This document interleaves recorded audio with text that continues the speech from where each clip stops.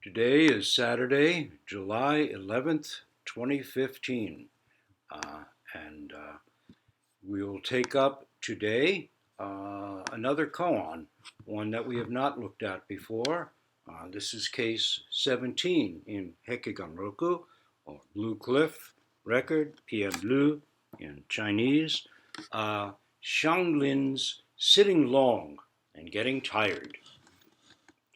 A monk asked Shanglin, Kyorin in Japanese, what is the meaning of the patriarchs coming from the West? Shanglin said, sitting long and getting tired.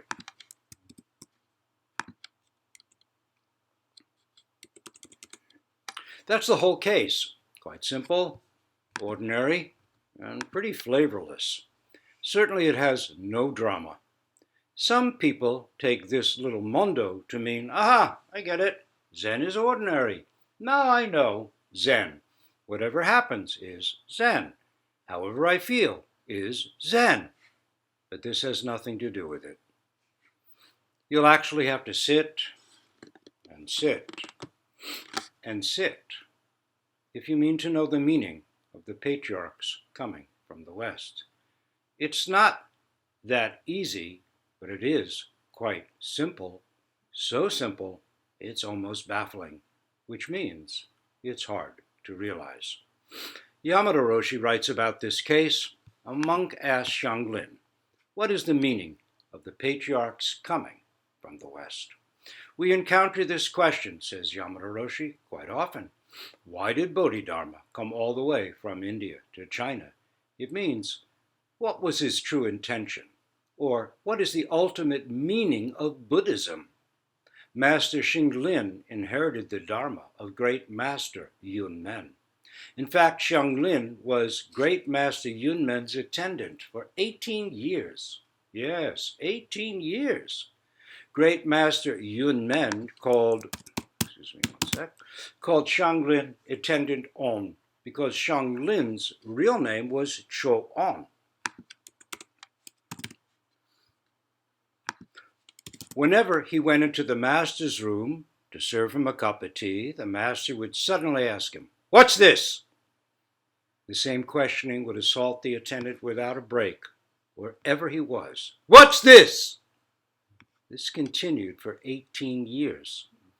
The more stubborn the layers of delusions are, the more difficult it is to clear them away. But one day, Shanglin said, I've gotten it. Then Yunmen replied, have you understood it? Then why don't you demonstrate the core of what you've realized? It seems there was still some dust left on him. Even a wafer-thin membrane covering the reality makes it impossible to give a truly confident answer. In fact, it took him 3 more years to break through the bottom of the barrel.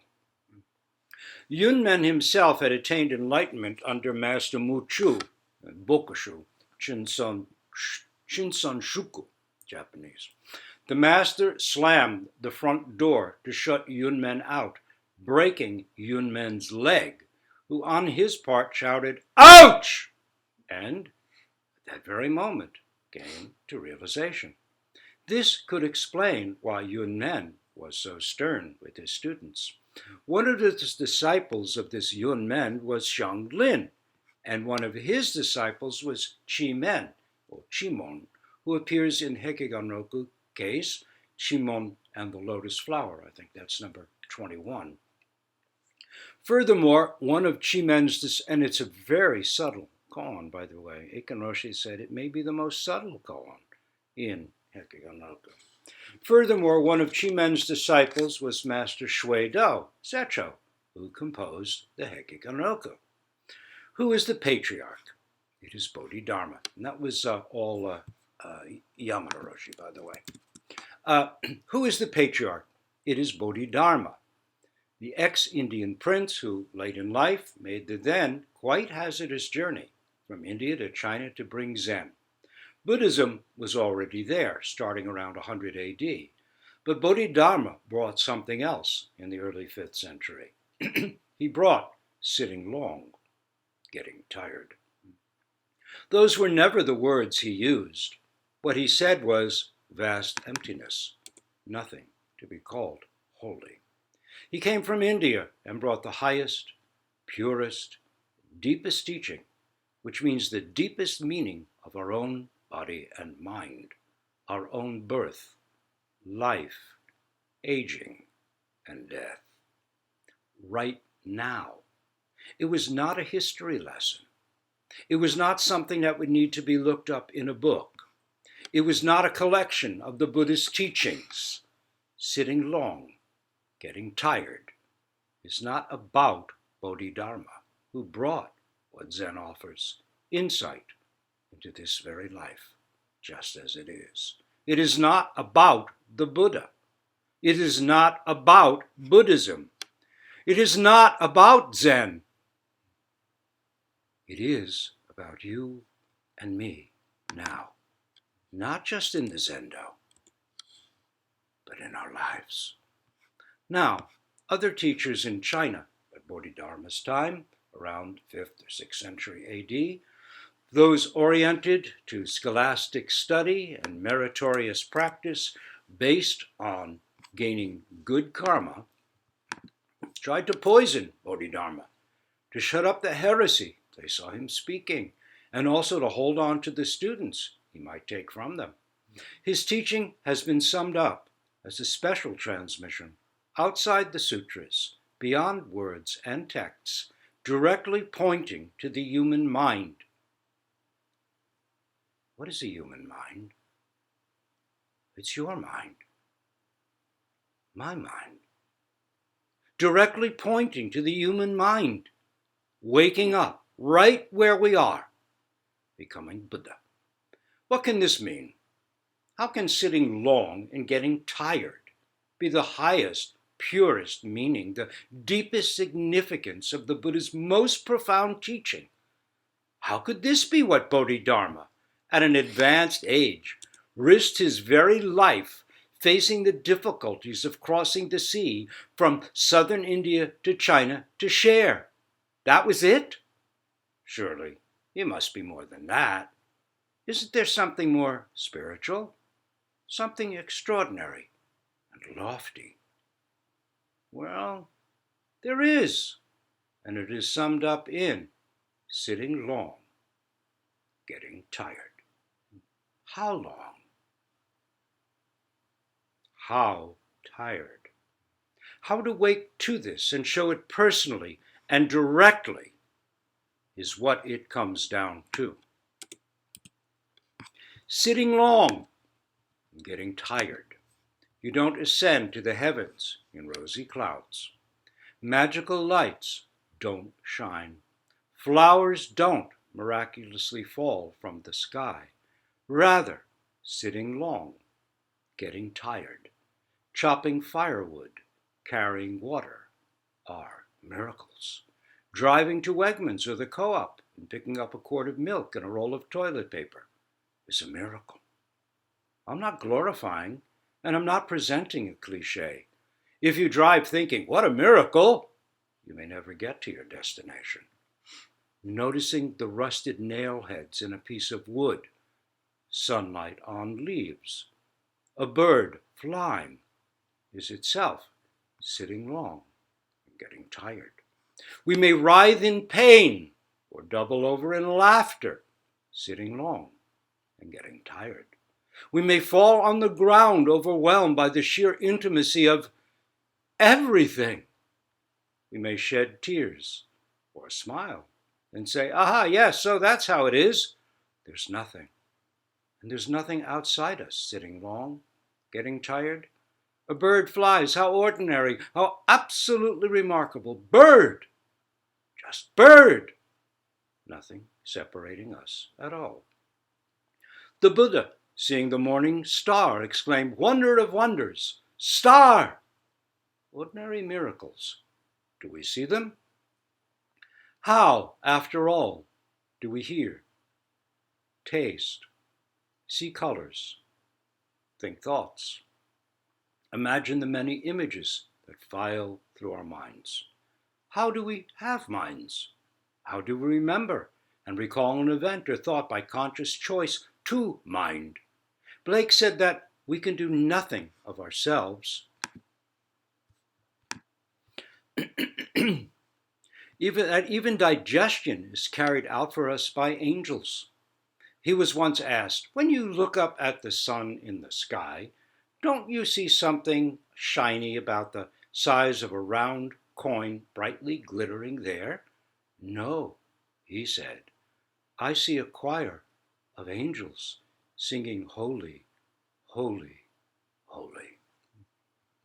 Ordinary miracles are answering the phone when it rings. Hello? Selecting food from the menu at the diner. I'll have the mushroom soup, please. Eating when hungry. Laying down and sleeping when dog tired. But why are these miracles? After all, they are such ordinary things. If you think they are miracles, though, watch out. You're likely replacing the miracle with a thought about the miraculous, and you're no longer sitting long, getting tired. When you sit for a long time, you get tired. Your knees hurt. You escape nothing. You evade nothing. You miss nothing. The trip to the dentist, the bills that must be paid, both literally and metaphorically, shopping at the co-op or Wegmans or Trader Joe's.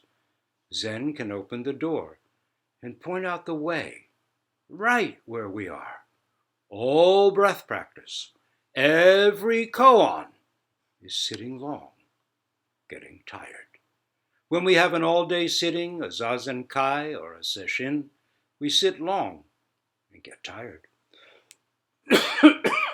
Right now is our time to sit long and get so tired, so very, very tired.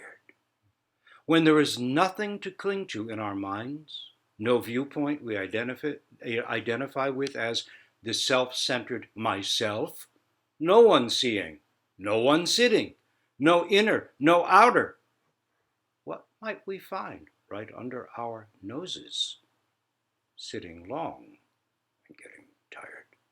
The sound of the air conditioner, the sound of a car going by in the street below, this pain in my knees, this breath in, this breath out, this koan point, this tired sitting so long. But please don't trivialize it by thinking that the ordinary is Zen. That's a concept, a way of rationalizing our own real life away. It is up to each of us to please do our best to find out personally and intimately what sitting long, getting tired means and why this is the highest, why it's exactly why Bodhidharma traveled with so much risk and difficulty from the West to share. And please don't think sitting long, getting tired, is just a matter of sitting still for a long time. Won Wu, editor of the Blue Cliff Record, or Hekiganroku, 1,000 years ago, already wiped that one away, writing, and I quote, people often misunderstand and say Bodhidharma came from the West and sat facing a wall for 9 years. Isn't this sitting for a long time and becoming weary? No, he says. So please don't mistake sitting for a long time for the intimate reality of sitting long, getting tired. Then again, without sitting on and on, experiencing all that happens in the process of extended sitting, including all the aches and discomforts, we never know the flavor of real Zen. So many today don't do the actual practice, yet already think they know all about Zen. Mindfulness can fall down that hole. Darth Vader was mindful, had probably touched base with emptiness, but had no understanding of the precepts. Actual practice is how we understand actual life. Not by thinking and putting it in a box, even of a genuinely insightful thought. We sit long and get tired. Which doesn't mean getting sleepy and wishing we could be lying down instead of sitting upright in the Zendo. Don't replace the thought.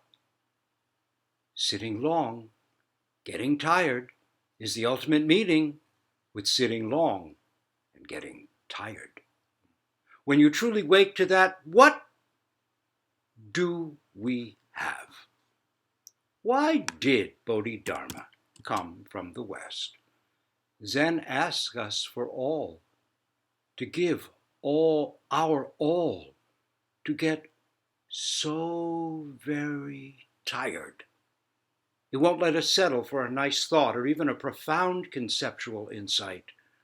It is here we find what Dogen called the sustained exertion that every Buddha and Bodhisattva must know, the last refuge of all. Here lies the real work of being a human being.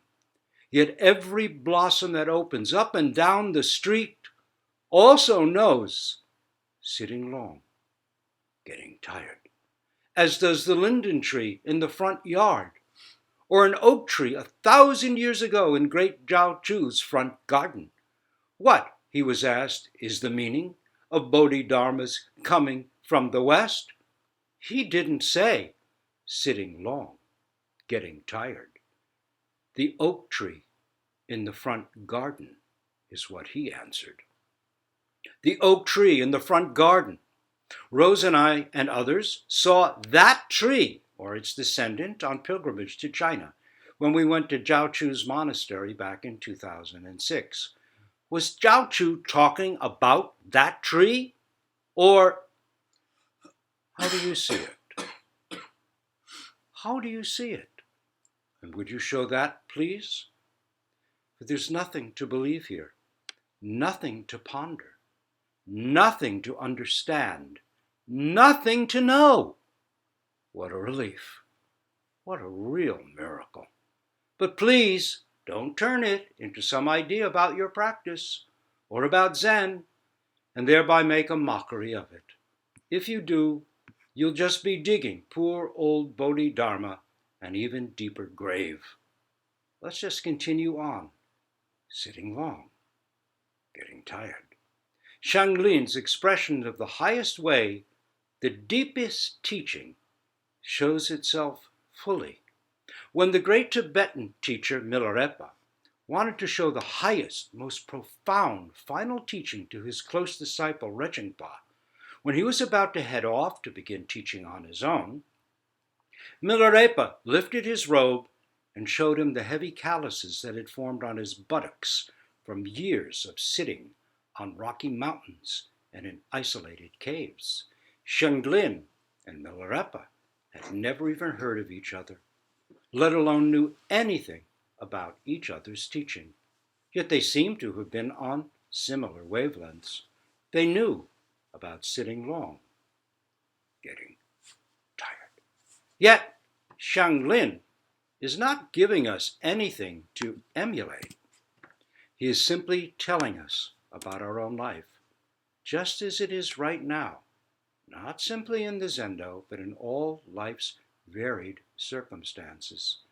Milarepa is quite a model, but Shanglin takes even that away. Once, long ago, in a far distant past life, as recounted in a Jataka, the Buddha was Prince Mahasattva. Seeing a starving tigress about to devour her own cubs, he offered her his body as food instead. Nothing was held back in that circumstance. This too is sitting long, getting tired.